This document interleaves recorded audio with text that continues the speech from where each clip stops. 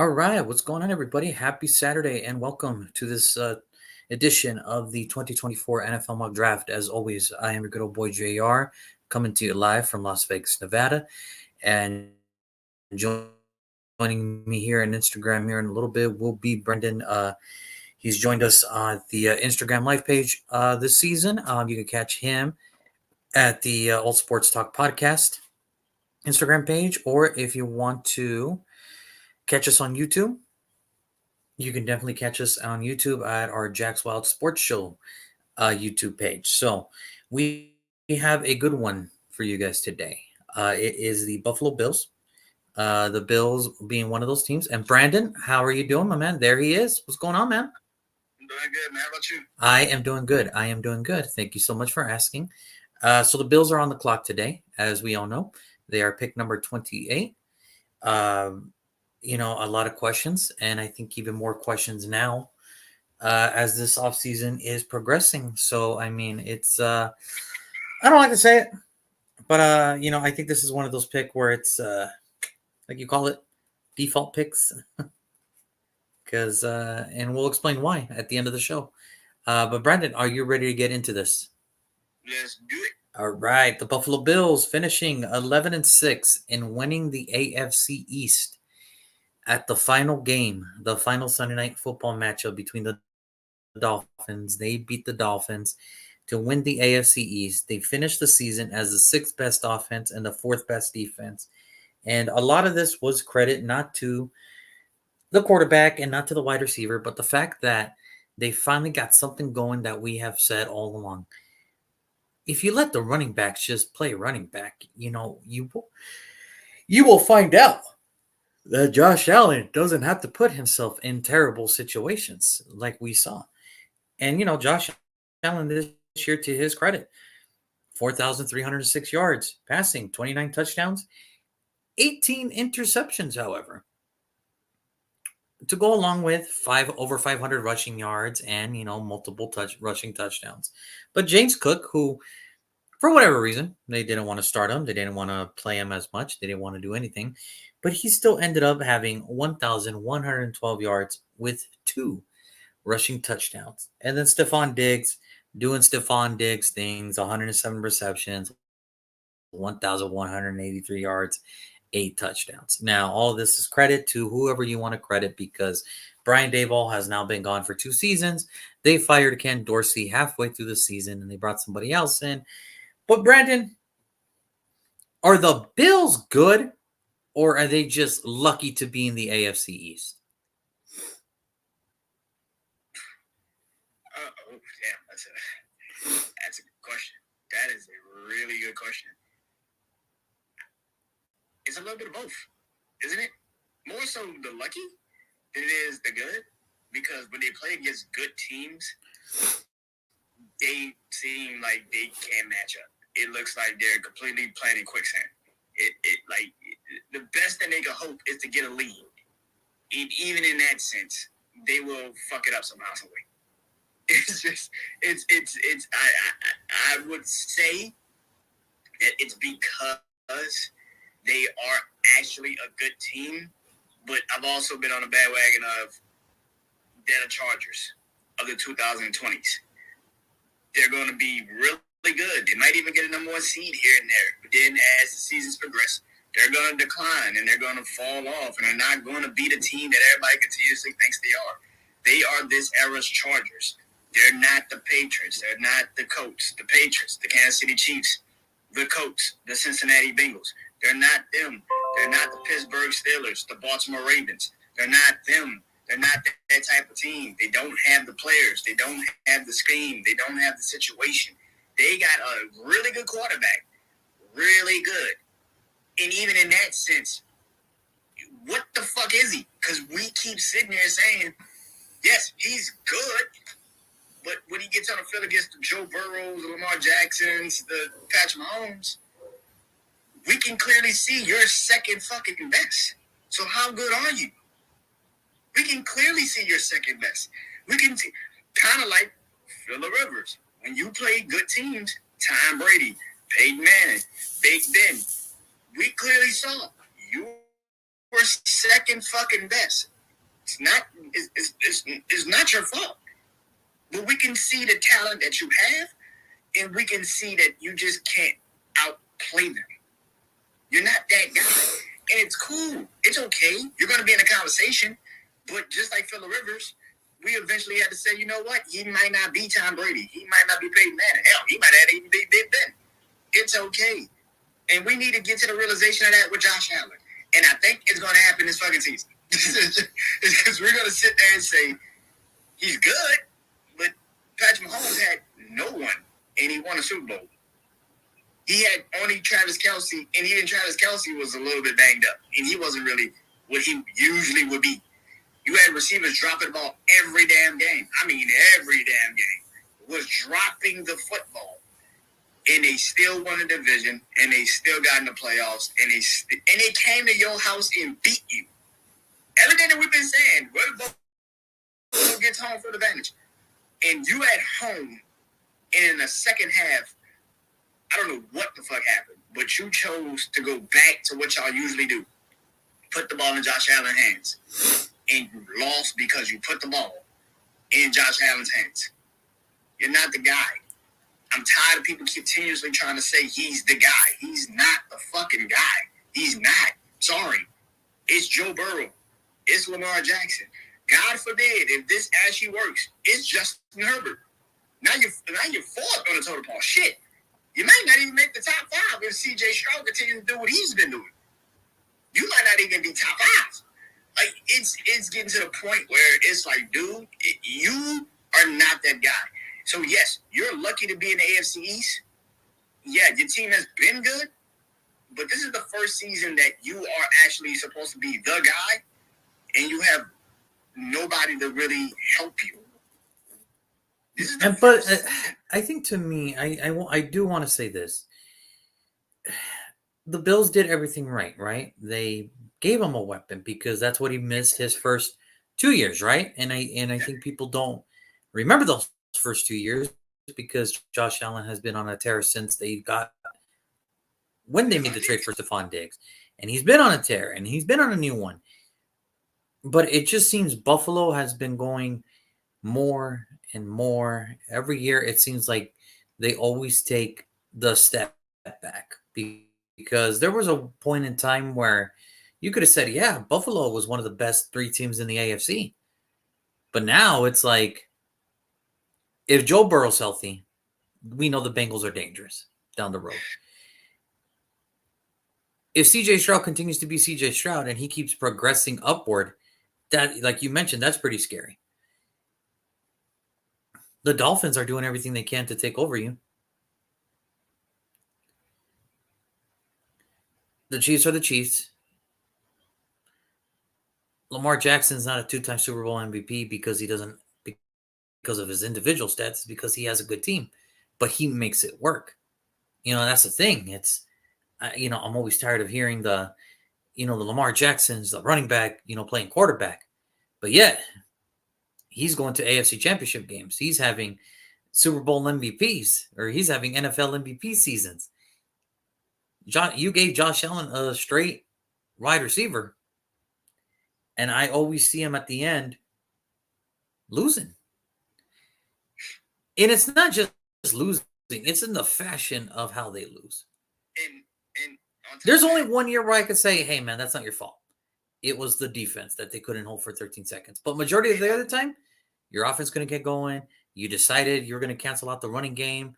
Like always, we're just going to leave it in your hands. And then when that does happen, you lose. Yeah, I have seen more losses. I have never seen anybody glorified to be NFL MVP and have more glorifying losses in their career than Josh Allen. Like, it is ridiculous. It is ridiculous. And here's the thing. To me, bottom line is this. This is when I look at the Buffalo Bills and how they did it. I don't know how many times we have to move the goalpost for this guy. He couldn't do anything because he didn't have a wide receiver. Lamar Jackson didn't have a wide receiver, but you wanted instant results right away. He didn't do anything because his offensive line has been downgraded every year. Joe Burrow possibly took the worst offensive line unit in the 110 years in NFL history.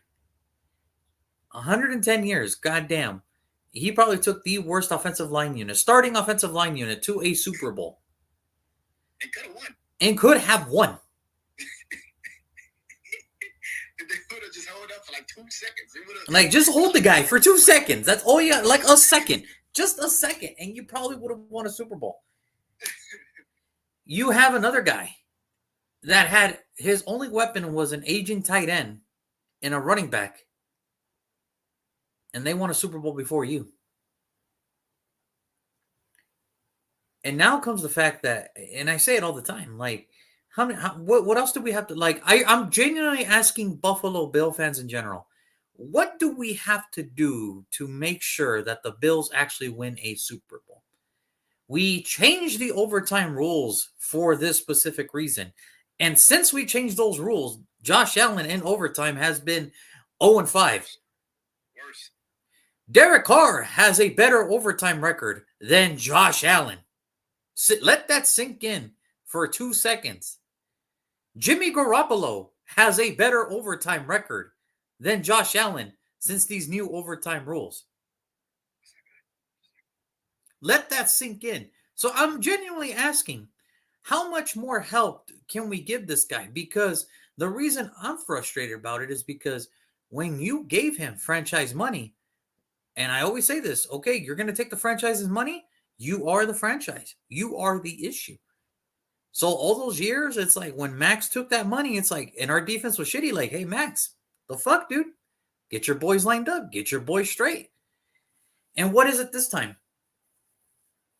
Brian Daboll left? Ken Dorsey was the problem? This offensive coordinator was the problem because of Stephon Diggs' downgrade since you made him offensive coordinator? So what is it? When do we look at ourselves and say, hey, when is Josh Allen going to take accountability? Because it seems like all these other quarterbacks, well, Joe Burrow's unhealthy. He's always getting injured, so I can't trust him. Lamar Jackson's a running back playing quarterback. Patrick Mahomes has Andy Reid. There's always an excuse for every other quarterback. But when it comes to Josh Allen, it's 99 other people's fault, and it's never his. 100 people are in that building. It's everybody's fault but him. So I'm asking genuinely, what do we have to do to make sure the only way this works, he has to win a Super Bowl in Buffalo?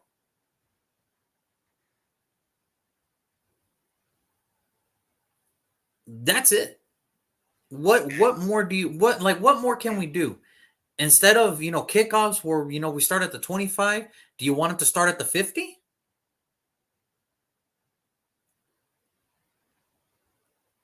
Do you want to make it where every down is he only has to get 5 yards for first down?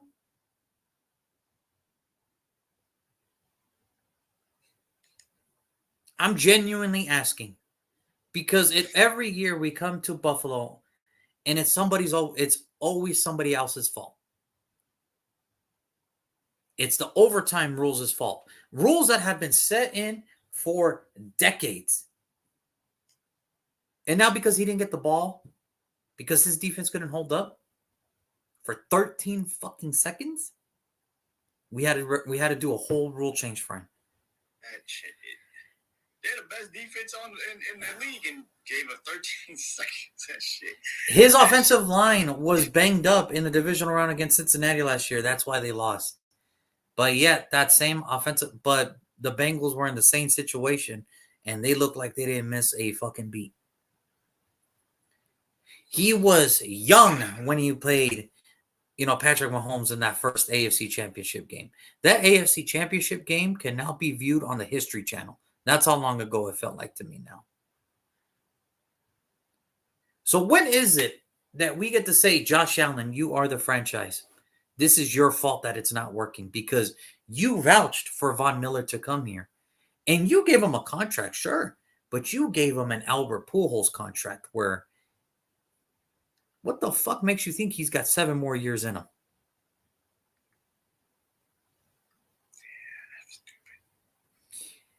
Now, here's the thing. I will say this. The whole Stephon Diggs situation, I get it. Has Stephon Diggs had a little bit of issues with Minnesota? I'm clearly going to put this out there. Stephon Diggs does have a TO problem, does have a me problem. It is a TO problem. You have to give him his targets. You have to keep him happy. Now, there's nothing wrong with wanting the ball all the damn time. But see, this is the difference. Here's the difference. This is the difference, though. In Minnesota, why he was so upset, because he got the ball, but they put him in a situation where he couldn't do what he needed to do. He comes to Buffalo, and he's the best wide receiver Buffalo has. And they refuse to throw him 0 times in a playoff game. Your season is on the line in the second half, and you decided to throw him 0. I can understand. So, see, I can understand why Stephon Diggs is upset too. Because I'm the fucking guy that's going to keep your season alive. Throw it to me. And Josh Allen just said, nah, I'm the franchise. I got the money. You got to do what I. So, again, is there a little bit of problem that the Stephon Diggs did kick himself out of Buffalo? Absolutely. Absolutely. But don't get it twisted. Don't get it twisted. Because now he has a new mission in Houston.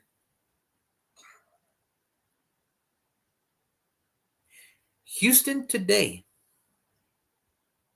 is miles ahead of Buffalo. Keep your defense fine. Keep playing in the AFC East fine. But eventually, you forgot one thing. You forgot his first 2 seasons. And no amount of normal wide receivers is going to help him change that. Now, I did want to talk about that defense because that defense did do amazing things this year. You know, losing Tremaine Edmonds was tough because I'm like, wow, that's tough. Especially at that age, like, wow, that's a little tough. But you know what they did do? They did their due diligence. Terrell Bernard, 143 combined tackles, 3 interceptions, and 6.5 sacks. So they did their due diligence when they drafted this guy, and good for them. Leonard Floyd, the crafty pass rusher veteran, 10.5 sacks. And then Rasul Douglas with 4 interceptions. You know, so this defense is the turnaround of the defense halfway through the season is what made Buffalo come back and win the AFC East. Sure, there was a little bit of luck on the Miami Dolphins having some injuries, but that's not their problem. That's Miami's problem. But I got to ask you, what now? Brandon, talk to me, man. What is it about this 2023 season of Buffalo that just makes us feel I can't trust them no more? I think the first half we got a glimpse into what they are. What they are now going to try to pretty much strive to be. In the first half, and then we saw it. I think the second half, they completely overachieved. I think the defense is good, but you got to put into perspective, they lost a lot of fucking players on that defensive side now. And like you just said, I've said this numerous times. I said, I don't know how the hell you let go of all these players, but then you keep Von Miller, who had legal troubles midway through the season. We really don't know what's really going on with that still. And yet you still kept him. Not only did you keep him, you didn't even go to him and say, hey, take a pay cut or something, restructure your contract. Nothing. It was no talks of it. I haven't seen it yet. So it just feels like this team is going to go down with the sinking ship. I don't really and all of the players that Rasul Douglas, you got them, but I thought they also traded them to Green Bay midway through the season. They're just like, what the fuck are you doing? Like, it just, Joey Porter is gone. You let Michael Hyde go. That's your 2 safeties. They're gone. The fuck are you doing? Like, Tre'Davious White, who you drafted and bought in from LSU. He's been the most consistent damn cornerback you had. Yeah, he's been injured a couple of times in the last couple of years, but he's been the heartbeat of that defense for a while, and he's gone. And now you look on the other side of the ball, and you're like, man, they switched it up midway through the season. They stopped throwing the ball with Josh Allen. They ran the ball. But how long is that shit going to last before Josh Allen says, okay, I'm the franchise. I need to do this. I need to be this. And the moment you do, you know you're going to lose. Because now you don't have, not only do you not have Stephon Diggs, you don't even have Gabriel Davis. And it's just like you don't have even Gabriel Davis. He's gone. I do not feel comfortable with the Buffalo Bills. I just don't. Listen, I like Joe Brady as an offensive coordinator. Good decision to get rid of Ken Dorsey because you needed to. But I think this is the dumbest time to do something like Buffalo's done. And this is the price of when you go all in. If you don't win, you're going to have to make some decisions that might actually hurt your team. The only thing I think is the dumbest shit on the planet is you probably did know you guys were going to have to trade Stephon Diggs eventually. So why not at least try to get Gabriel Davis back under contract? That just doesn't make any fucking sense. And that was the next thing. And that was the thing. And I'm going to tell you why the Stephon Diggs trade got me so like, what? Because you lose Gabriel Davis, right? You lose Gabriel Davis. But look who you bring in. You bring in Curtis Samuel. And you bring in Matt Collins. On the roster right now, you have Khalil Shakur, Curtis Samuel, Matt Collins, KJ Hamler, Andy Isabella. They're professional football players. But are they Stephon Diggs? I like how you said that. That was a wild thing to say there. They're professional football players, but they ain't that fucking good. Like, they are professional football players. But are they Stephon Diggs? No. Yeah, it was so wild. It's like, they ain't the league, but let's be real. Hey, listen. That one bad drop away. Listen, I could say that, there was years I could look back at my wide receiver rooms. I'm like, listen, I get it. Chaz Shillings, Lewis Murphy, they're NFL professional football players. Holy shit, we got Lewis Murphy. But let's be real for like 2 seconds here. Like, let's be real for two seconds here. Yeah, that's a wild. I remember some of my receiver rooms. It's not nice. It's not a good time. Like, I get it. They're in the NFL. Good for them. Yeah. But which one of them can do what Stephon Diggs did for them since he got to Buffalo? That's what I thought. Now, it's not even just the Gabriel Davis left. Leonard Floyd is gone. So there goes Von Miller's buddy on the opposite side. Because wherever Von Miller goes, miraculously, Leonard Floyd is right behind him, it seems like. Mitch Morse, your starting center, you cut him away, and now you're putting Connor McGovern back at center. You're putting him back there.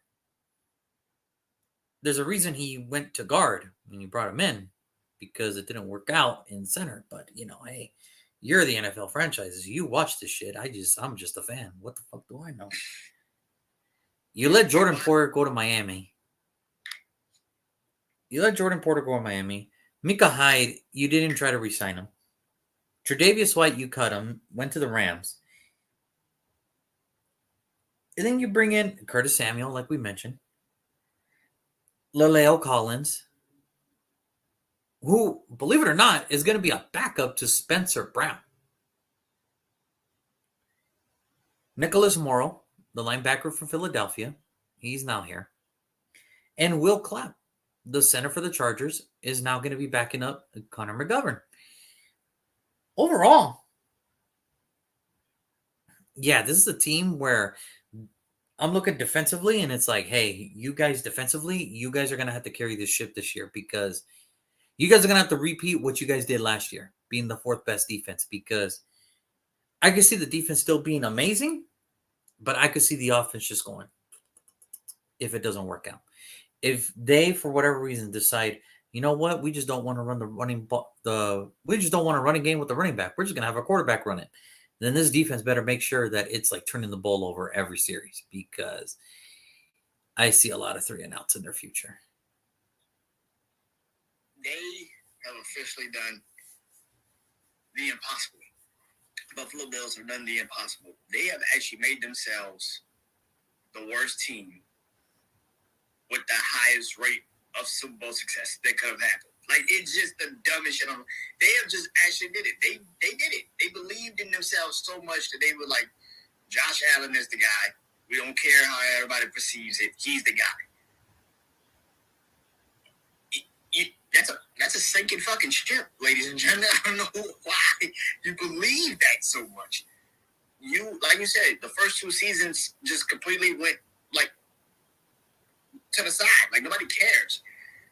But yeah, you lost Stephon Diggs, you lost Gabriel Davis, but you also lost the guy that kind of gave Josh Allen that confidence. Brian Dable, he's been gone. He isn't coming back through that door. Like, people are so like, oh my God, I can't believe he did close to 20 interceptions this year. Yeah, because Brian Dable masked that.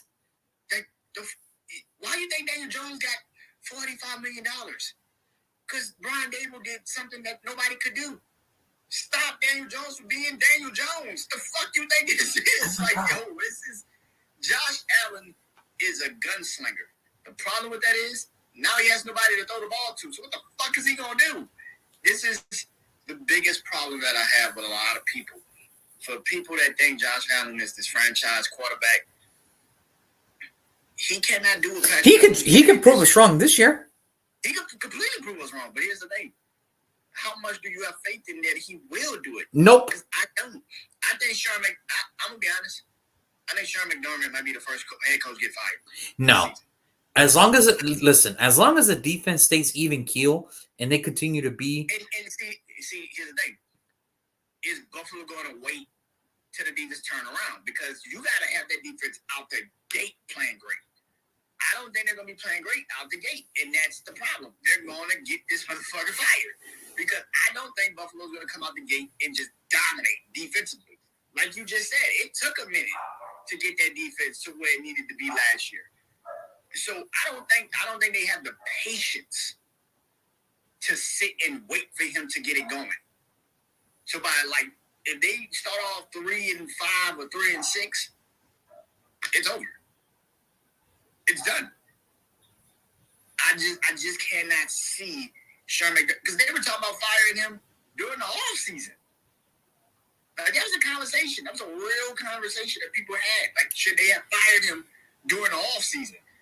Because that's a real thing.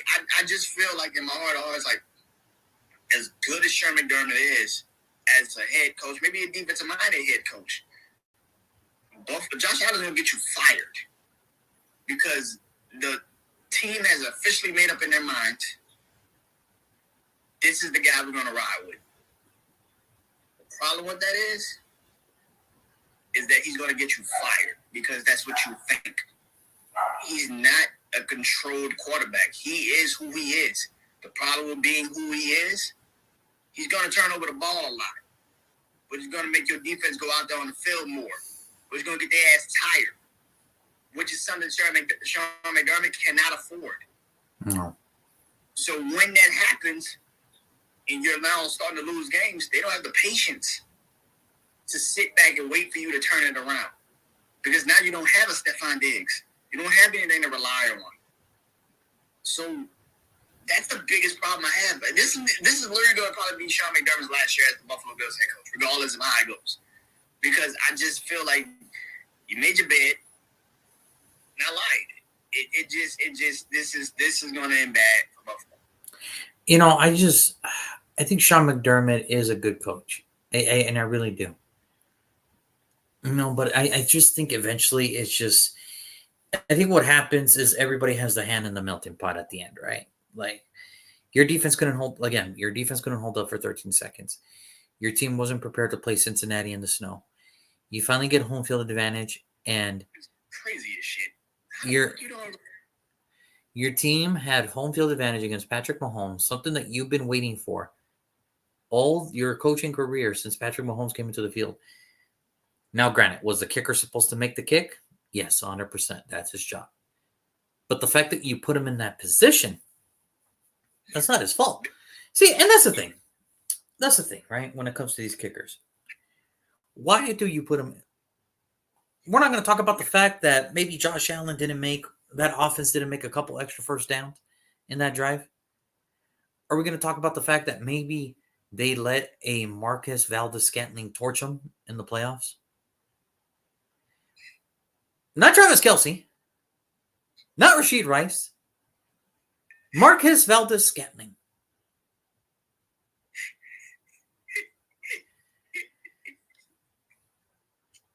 What are we talking about? You know, are we also going to talk about the fact that you decided to not have your star wide receiver involved in back-to-back elimination game seasons with the season on the line? You decided to throw him on the wayside. So, do I blame the kicker for missing the kick? No. Because he wasn't supposed to be in that position, in that territory, in those circumstances. You guys put him in that situation, in those circumstances, in that territory.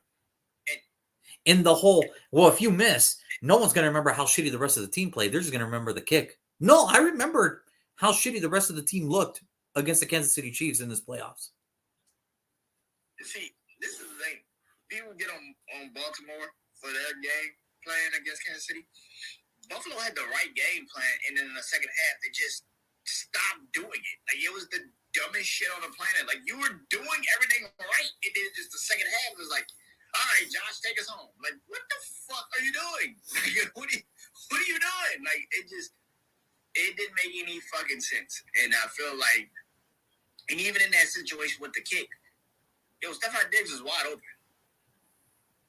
He left the man. Like, you could have just threw the ball to him, but you decided not to. You could have gotten an extra first down, take time away, and make the kick shorter. Because he had the distance. I just think at the end of it, there's too much to blame for Buffalo's defaults, right? There's too much to blame because time and time again. I'm going to be honest with you. You know, for a long time, I always said, no, the window's still open. The window's still open. And I still believe in this last offseason, I said, no, that window's still open. They will figure it out. I am going to Home Depot after this episode, and I am going to buy me 2 pieces of wood, and I got the tools and nails ready because should Buffalo fail to make the Super Bowl this year, I am officially going to go to an abandoned house, put boards up on a broken window, and send a picture to you and be like, that is it. The Buffalo Bills' dream of winning a Super Bowl is officially down in the tube. It is over. See, you gave them so much love and so much credit. You was like, no, their window is not closed. I told you after the Cincinnati game. I said, this shit is over. I said, this shit is done. It's over. I already saw it coming. Because I'm like, you could beat Cincinnati. And we didn't even talk about the fact of how your season started.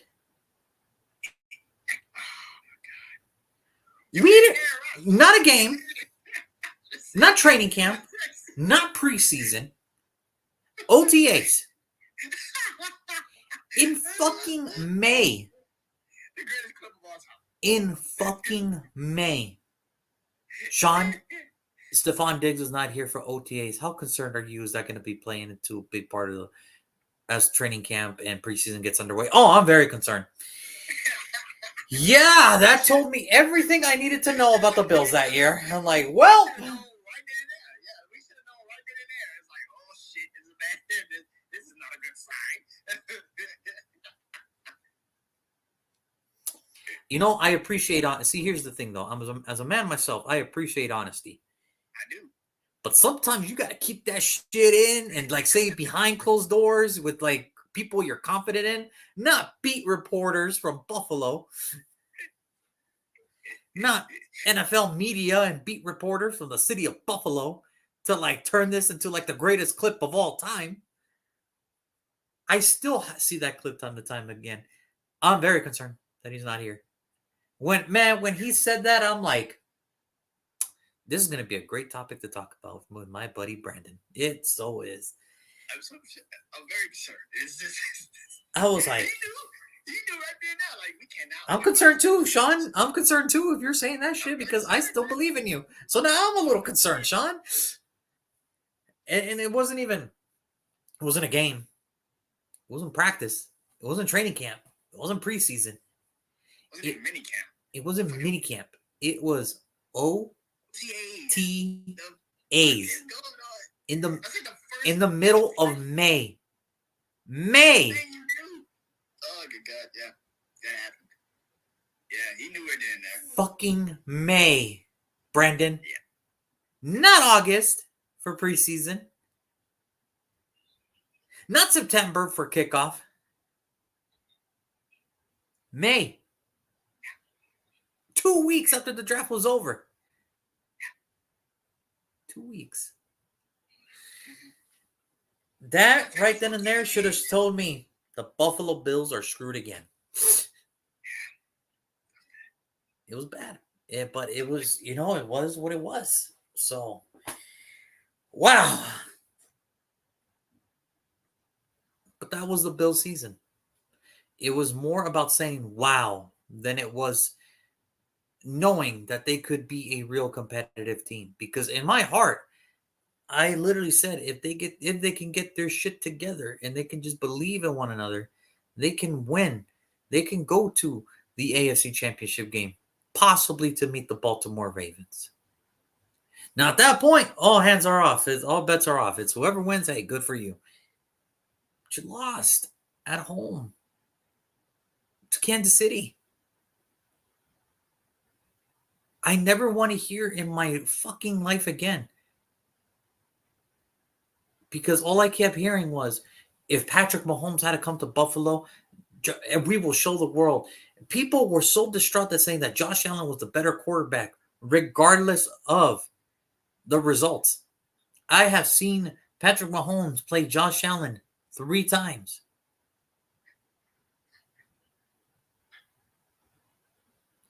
Patrick Mahomes is like the Undertaker. He can't lose. And Buffalo Mania, he can't lose. Can't lose. Josh Allen is like Goldust, 0-7 in WrestleMania. He can't win. He can't win in WrestleMania. Can't win. It's bad.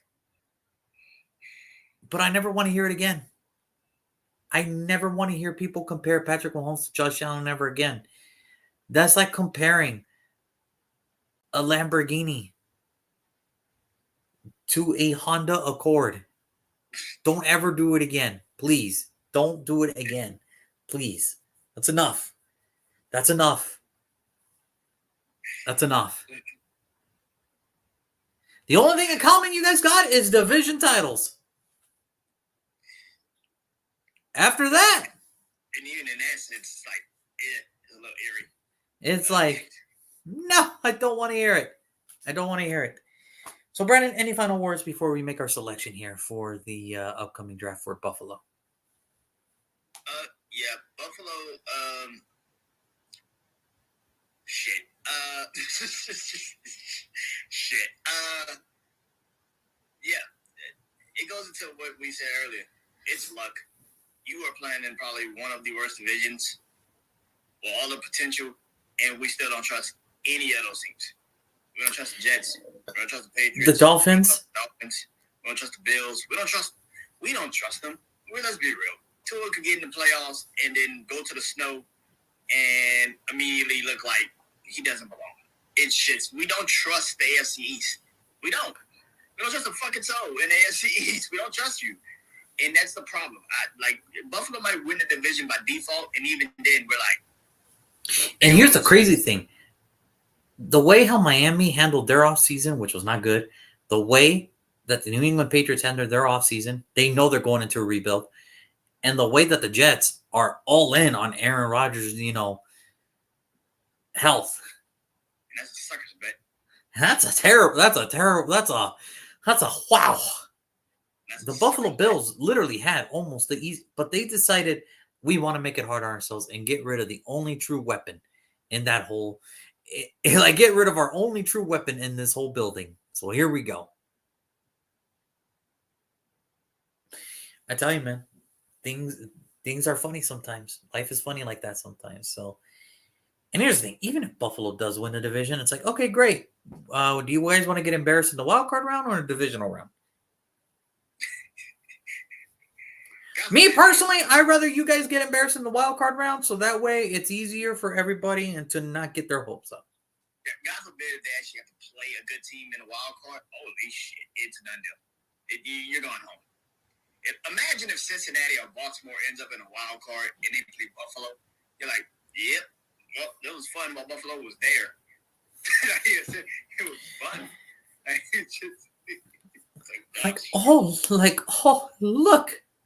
Look at this. Look who's traveling to Buffalo. Oh, the Cleveland Browns. Oh, look who's traveling. Oh, and they figured everything out. Yep, this is over. Anyway. So, Brandon, I think it's time, though. It is time to make our selection here. Pick number 28. What player are you going to have the Buffalo Bills select here at pick number 28? All right. With the 28th selection in the 2024 NFL Draft, the Buffalo Bills will select Keon Coleman, wide receiver, Florida State University. This is hard because I was looking at 3 different receivers and I'm like, okay, who fits Buffalo? I was like, who fits Buffalo? Here's the thing. Buffalo's offense, the way they ran it last year, if they actually can stick to it and not try to do the Josh Allen shit, which is pretty much give the ball to Josh Allen and actually try to win the game through that, you're not going to win. You're not going to win this season doing that shit. James Cook needs to be the focal point of this offense. That's it. Point blank, period. If he's not, you're going to lose. Because you do not have a good tight end outside of Dalton Kincaid. I don't trust Dawson Knox to be healthy the entire year. So your offense is already done with that situation. But with at least with a Keon Coleman, Florida State University, last year wasn't his best year, but he still racked in 11 touchdowns. He averaged about 13 yards per reception, 658 yards receiving, and also 50 receptions. And that offense wasn't even that great. Like, it could have been better. Like, it could have been better. So, in the year prior to that, he had over 1,000 yards receiving. So, I just feel like with this team, with whatever Buffalo is creating, they got to do something. And like you said, yes, it is a complete and utter default pick because you kind of have no choice. You kind of have no choice, man. And it sucks that it's in that situation where you kind of like, you have no choice. But one thing about this defense is they're actually good. The defense still has pieces. They can actually still do something. So you have to go receiver here. And I pretty much picked every damn receiver under the sun. Every receiver is pretty much off my board. So it's like, it kind of feels like it's a defect pick for me personally, too, because it's like, I can't really give you anything that I could give you. Like, Brian Thomas is gone, and Mitchell is gone, and I'm giving pretty much everybody a receiver at some point. So for me, it feels like Keon Coleman might be the only reliable receiver you have left on the board that you can at least throw into this offense, and he can do something. He can do something. And where Buffalo, well, I feel like with Buffalo, they're not good in the sense of they don't know who they are yet with Josh Allen. And that, to me, is where I feel like Buffalo's going to fail this season. Because, like I said, for the first time in a long time, Josh Allen doesn't have a weapon. He doesn't have that true number one target. Maybe it's Dalton Kincaid. Maybe it's going to be Dalton Kincaid. Maybe it is. But let me ask you this. In the history of the NFL, what's the success rate of your tight end being your ultimate weapon? How far does that get you? Outside of Kansas City, not far. Yeah, okay. Outside of Kansas City, not far. But again, that's Andy Reid's doing. Exactly. And you don't have Andy Reid. So that's why I say Dalton Kincaid could be your number one weapon. But that's about it. I don't see you being great this season. And like I said, the offense has got to literally change the entire way you move the ball. which means James Cook has got to be your number one guy. He's got to be your offense, because if you go through this season and saying Josh Allen's going to throw for 4,000 yards and 28 touchdowns or some shit like that, Buffalo going to be picking in the top 10 of next year's draft. Buffalo going to be picking in the top 10 of next year's draft. That cannot be the reason for why the Buffalo Bills are even somewhat near successful. But I gave him a receiver because at least Keon Coleman could come in and do something. Yeah, no, you're right. 100%, you are right. He can do something. I don't know if he's. I would say this. At least he's going to be at least two. He'll be your second best receiver on your team. Mike could be your first. Because I do not trust that Curtis Samuel is going to be your number two option. That shit sounds so crazy. I did look at this depth chart for Buffalo, and let's be real too. I could, there's two glaring places I could have gone. Two glaring places. Secondary's one because that safety situation, that corner situation.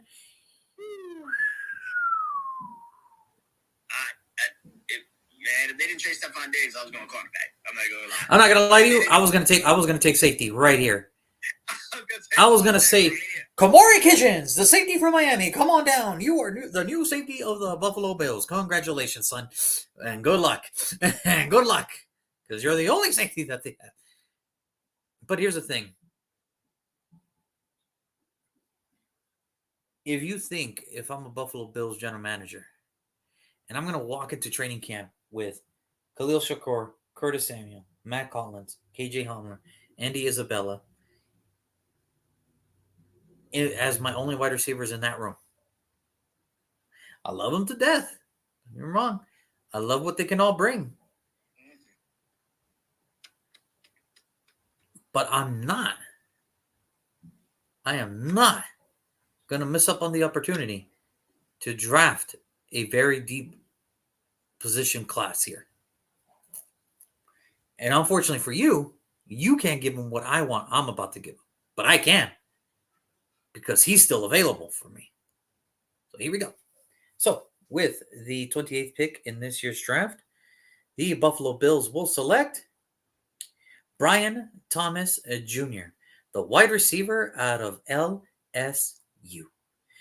Here's why I think they have to go for Brian Thomas Jr. here. Regardless, at 28 or earlier, here's why I think they have to go for Brian Thomas Jr. here. Because you're not going to get Marvin Harrison Jr. Let's be real. You're not going to get Malik Neighbors. And you're not going to get Romo Duza. You could be close, but you're not going to get him. Could you get a Brian Thomas Jr.? 100%. And why is that?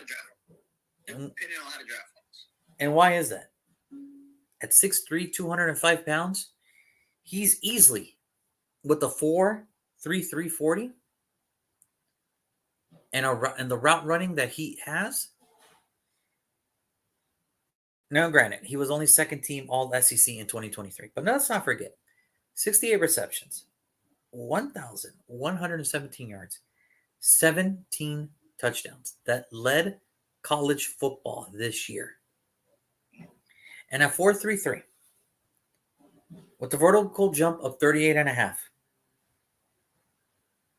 he can easily be your number one on the outside. And when it comes to the red zone, he's easily a good red zone target.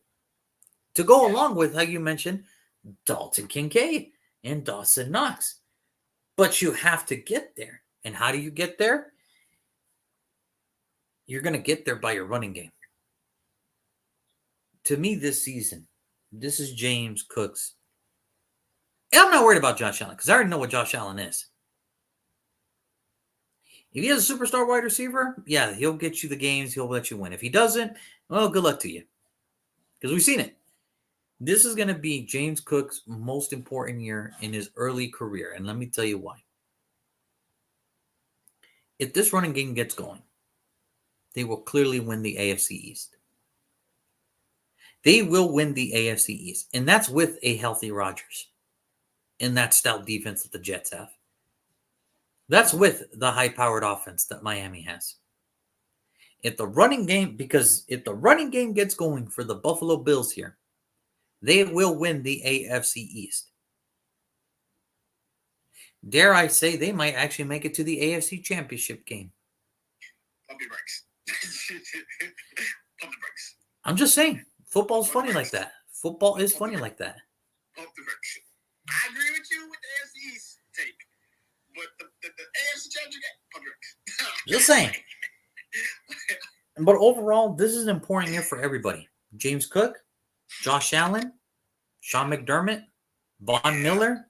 Yeah. This is an important year for all these guys because if they fail to make the playoffs, the Buffalo Bills are going to be looking completely different by this time last year. Exactly. Yep. And here's the thing.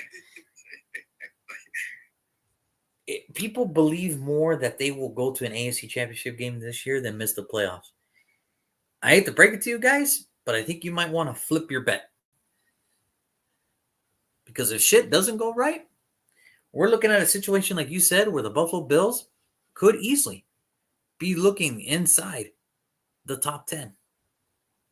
Because if the defense can't hold up like they did last year and the offense goes backwards like the first, second years of Josh Allen's career in Buffalo, we're looking at a situation where the Buffalo Bills will be picking 10th over in the top 10.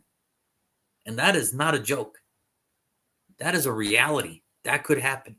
But if James Cooks survives everything, you need to give that man a contract ASAP. ASAP. So, but in this case, I am going to give him Brian Thomas Jr. here because I think he fits with Buffalo. And he's here's the thing. He's fast. He's tall. He's a good red zone target. And he's got contested hands. He's willing to work for the football. At 6'3", 205 pounds, you cannot miss this dude. You can't. You can't. Damn near impossible, but yeah. So again, Brian Thomas Jr., wide receiver out of LSU, will be great for me here. I agree. I mean, listen, I've already taken him. Oh, you took him way, way back. A long time ago. Yeah, but yeah, I totally agree. I mean, listen, this is one of those times where we both listen again. Like we say, we know what the hell they need. It's not like this is hard. It's not a secret. We look at the damn depth charts and be like, yeah, this shit is She's not good. I wish we could make this a little hard on ourselves. This is not as hard as it is. Like, we might not pick might not pick the same player, but we're picking the player. We're picking the position. Like, yeah, no, this is what they need, guys. We're picking the position. And like, no, this is clear cut. This is what they need. Like, clear cut. This is what they need. Like, this is oh my god, yeah. I couldn't pick Brian Thomas. He would have easily have fit in Buffalo. And he would have easily been the number one weapon. Easily been the number one receiver. Like like you would be like, yep, that's number one, obviously. Obviously. But I couldn't pick him. I picked a lot of receivers already. I couldn't go with him. I went Keon Coleman because it just feels like he is good. He can fit the offense. I feel like if Buffalo doesn't do anything stupid, which is the key point, don't do anything stupid, he would fit the offense. And actually, to be honest with you, if Brian Thomas is on the board at that pick, I wouldn't mind Buffalo double dipping. If Keon Coleman is still there in the second round. I don't think he'll get that far, though. That's the thing. I don't think he gets that far. But if he does, I wouldn't mind double dipping. Do it. This is one of those times where I actually would prefer if you double dip. I would actually prefer if you double dip. Like, it wouldn't hurt you if you could. You can only get better from here, I promise you. I mean, at least you would know this. Okay, I got my 1 and 2. I got my 1 and 2. I'm set in stone. Here we go. It's just like, It wouldn't hurt. You know, I think it's just one of those things. I think you're looking at Buffalo, and it's just like, look, we know what you have to do at 28.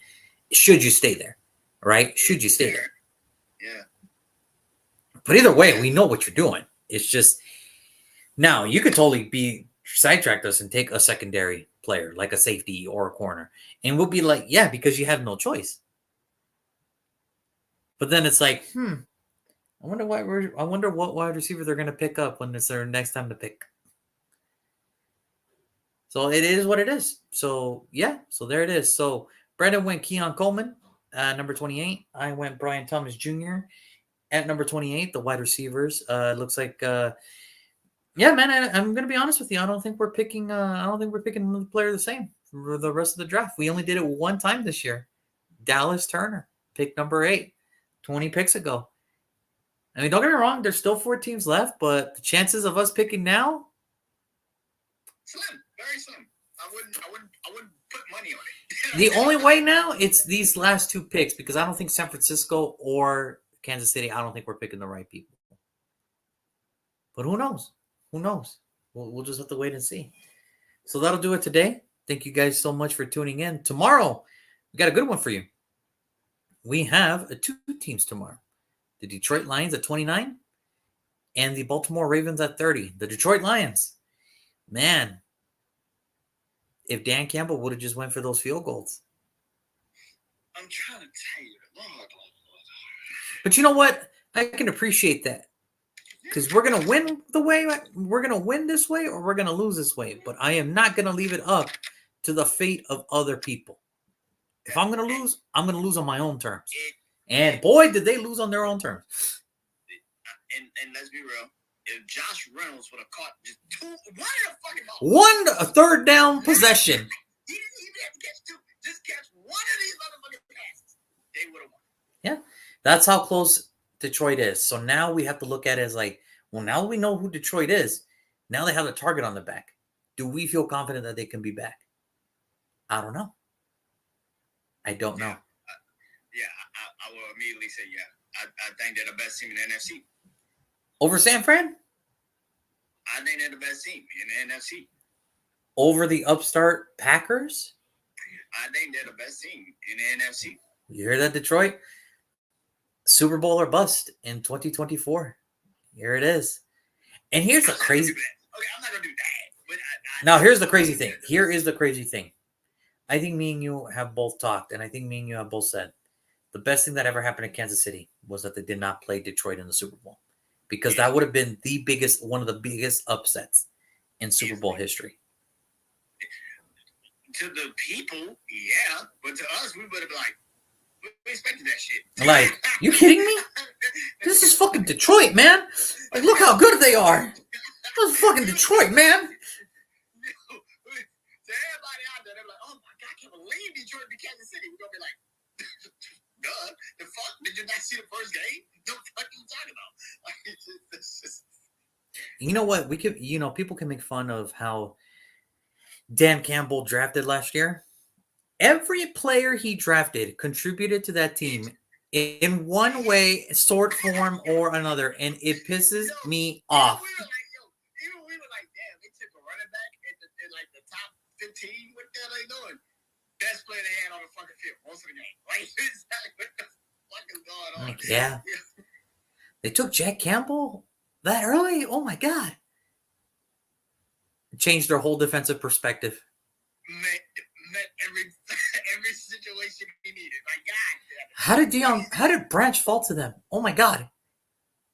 Oh, I mean, Sam Laporta's good, but I mean, how good can he be? That good. All right. I mean, I even got it to a point where I'm like, listen, I know CJ Stroud's probably going to win it, but if it were up to me, I'm giving Offensive Rookie of the Year to this motherfucker because no tight ends come into the league and do what he fucking did. Okay? No tight ends come into the league and do what he just fucking did. So give him his motherfucking MVP award. Like, give him his Rookie of the Year award. He walked in and made history. Like, he walked in and made history. Yeah. That dude's different. You're like, yeah, that dude's different. And don't get me wrong. Did Detroit lose some good players this offseason? Yes, they did. But that's the price. When you play good, you look good, teams are going to pay for you. That's the price. But I'm going to be honest with you. I'm having a hard time of what to give Detroit because I'm like, I feel so dirty giving it to them because I'm like, if I give you this, I feel like your offense is going to be great. But if I give you this, oh my God, your defense is still going to be great. I feel like this is our first luxury pick.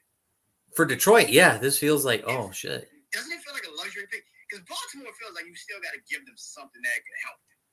Kansas City is like, no, you need this. San Francisco is like, no, you need this motherfucker. Like, you need this shit bad. Like, Detroit feels like this is the only luxury pick that we actually have to make for a team this whole season. Like, this is crazy. Because like you said, like, if we give you this offensively, we just add to your fucking offense. It just doesn't do anything different. If we give you this defensively, we just gave you a fucking piece that you actually need, but you don't really need right the fuck away. You could damn, this feels like a luxury pick. Fuck, god damn it, yeah. Good job, Dan. It took 29 picks, we finally got there. Shit, finally.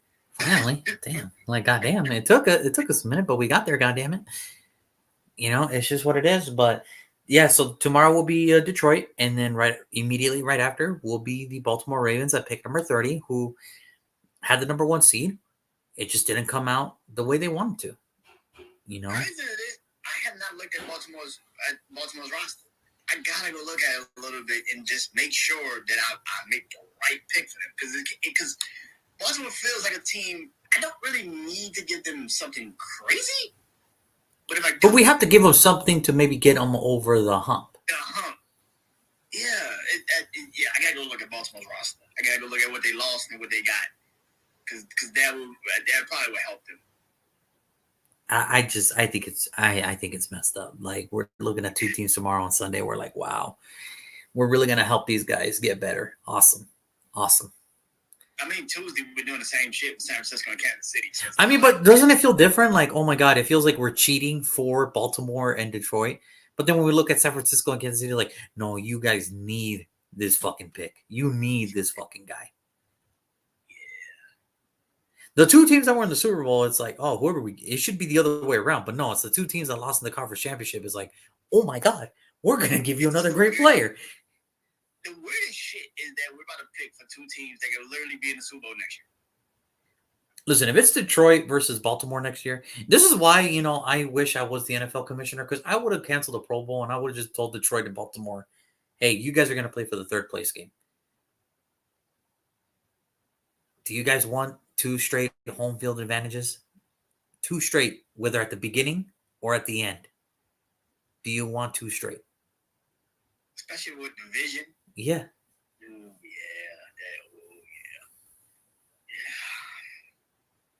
I would have enticed them. Like, listen, man.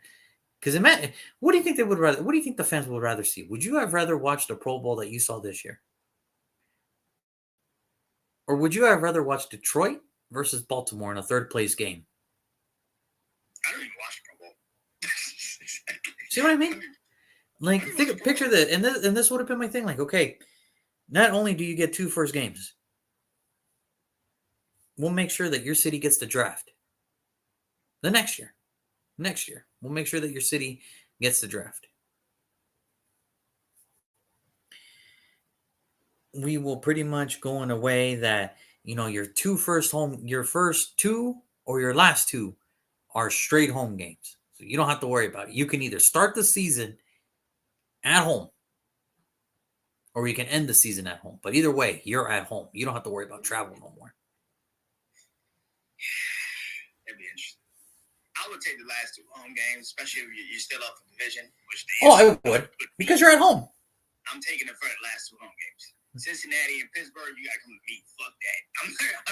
I'm like, fuck that. Green Bay, Minnesota, no, you gotta come to me. Fuck all that shit. Yeah, man. I think that would have been a good game. I think Baltimore versus Detroit for a 3rd place game. I think that would have been a good game.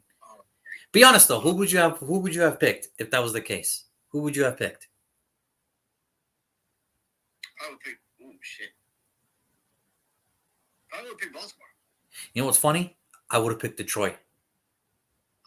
I would have picked Detroit for that 3rd place game. I would have picked Baltimore because I feel like Detroit's defense still would have been bad, and Baltimore could have capitalized on it. And you know what's funny? I think I would have thought, man, I think Detroit's offense is just going to be too much to handle for Baltimore's defense.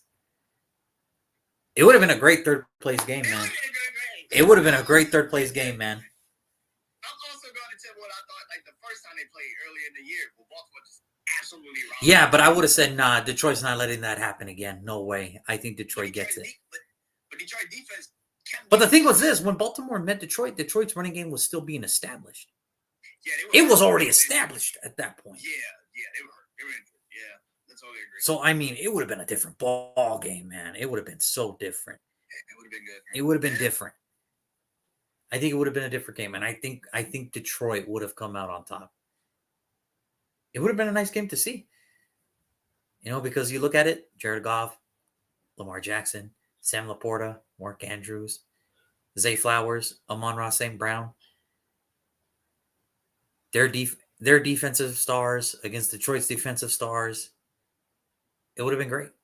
Roquan Smith, Jack Campbell, that linebacker matchup. It would have been great. See, this is why I'm onto something. I'm gonna try to see if I could start a petition for. Hey, listen, man, we got some time. we're gonna make this happen. Fuck this. We're gonna make this happen. Like, instead of the Pro Bowl, is there any way you could try to convince the two clubs to maybe play for a third place game? But hear me out. Here are the stipulations and here are the rewards. Should you play this? And plus, here's the thing: it's an extra game for them. So if you need another catch for an incentive, there you go. This would be something where the players, I think, would totally buy in. Now you can still do the whole like, okay, if here's your All Pro, blah blah blah. Here are your All Pro votes. Okay, that's fine. Do that. But I think if you ask fans today, would you have rather seen Baltimore versus Detroit for a third place matchup or the Pro Bowl? I better not see 1% on the fucking Pro Bowl. Not 1%. Because I would have preferred to see Baltimore versus Detroit. And it would have been on a neutral site too. You could have picked Orlando. You could have picked Allegiant. You could have picked wherever you want the Pro Bowl to be. You can always pick. Or, if you want, put it in the same stadium.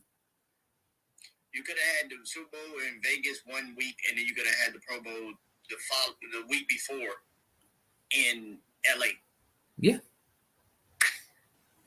You could have you got to make it a neutral site. You can make it a neutral site. It would have been dope. I'm telling you. And then with the incentives being on, maybe you need another tackle to get an extra like $50,000. Maybe you need another 20 yards to get $1,000. I don't know what the incentives are, but there's incentives, and that's just another game. That's another game for you. And the loser got to get something too. You can't just get. The loser is, hey man, you're just the fourth best team this year, but some of your players got incentives, and there you go. Yeah. Or in this case, if Lamar Jackson would have balled out in Baltimore, it's like, or would have balled out against Detroit, it's like, nah, maybe this was the case for him to be MVP. Yeah. So it is what it is. But we will. I would try to challenge the NFL on that. Like, look, fuck the Pro Bowl. We don't care. Let's do this instead. Because the year before would have been what? Cincinnati and San Francisco. Yeah, San Francisco. Yeah, San Francisco. Yeah, Cincinnati and San Francisco. Now, Cincinnati would have totally killed that one because Brock Purdy got hurt. That would have been a terrible third place game. They would have beat their ass. Oh, my God. But think about it this way. You don't think Cincinnati would have taken the 2 first home games this upcoming year? Oh, hell yeah. And the year before that, it would have been... Actually, everybody would have taken the last 2 home games because they sucked at the beginning of the season. Yeah, they would have taken the last 2. And the year before that, it would have been who? It would have been San Francisco versus Kansas City. I still think Kansas City would have taken that, but it is what it is. Yeah. In the year before that, it would have been... I'm trying to think now. Who did San Francisco beat in the NFC Championship game that year? It would have been... Shit. The year before that. Oh, it would have been Green Bay and... Green Bay and... Who did Kansas City beat? Buffalo. Yeah, it would have been Green Bay versus Buffalo for the third place game. Green Bay would have won, in my opinion. But I'm just saying, think of those games compared to the Pro Bowl. Which would you rather watched? Just saying. I'm just saying. Yeah. So it is what it is. But Brandon, as always, my man, it's awesome talking to you. Thank you for everybody that's going to tune in later to watch this show. The Bills are now officially off the clock. Brandon went Keon Coleman. I went Brian Thomas Jr. Tomorrow we got Detroit and Baltimore. Detroit's going up first at 29. Baltimore will be at 30. And then Tuesday we'll close out the season with San Francisco and Kansas City. So this is it, and then we're going to take a little hiatus, and then we'll be back Sunday. And then not tomorrow, but next Sunday, we will have our all mock draft, super mock draft show for picks 1 through 32. So it's going to be a lot of fun. It's going to be very interesting to have others in to see how it goes. But until then, Brandon, it's always awesome talking to you, my man. Thank you, man. Everybody, have a wonderful Saturday. We will see you guys tomorrow for the double future. Until then, peace.